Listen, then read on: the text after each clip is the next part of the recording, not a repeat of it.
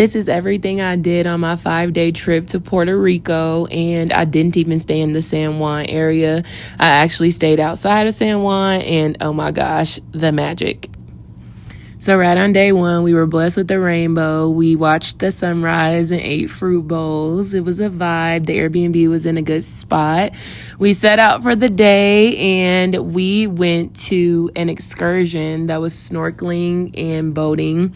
This was done by the Salty Dog crew that is out there. They are true sailors. You are going to be on that boat getting turned up. They were passing the pina coladas out like candy, and it was just a good time. It was really cool to explore and see all of the things and ways that they get us to sail in the right direction. I felt like it was definitely Moana vibes.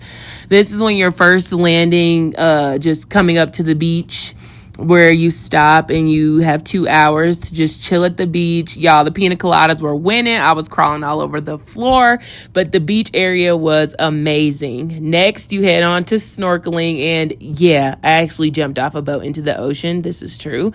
I advise you to get a phone case that can go under the water, because this was clutch when doing these types of activities. Me and my best friend was just floating around like mermaids.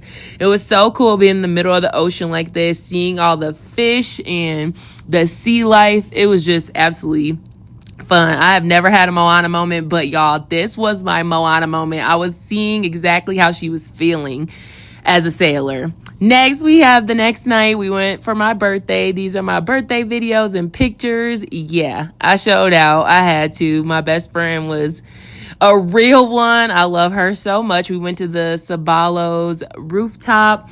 And it is such a vibe. You eat right on the ocean. You can see all of the yachts at night. You can see the city lights. It is just perfect. And if you are there for your birthday, oh yeah, they're gonna get up and sing for you. And they actually did a really good job. I felt really welcomed and loved. This is the rooftop area where they have swings that you can swing on while looking out at the ocean view and the city view at the same time. Absolutely beautiful. Of course, we had to hit up El Yunque. It is the rainforest.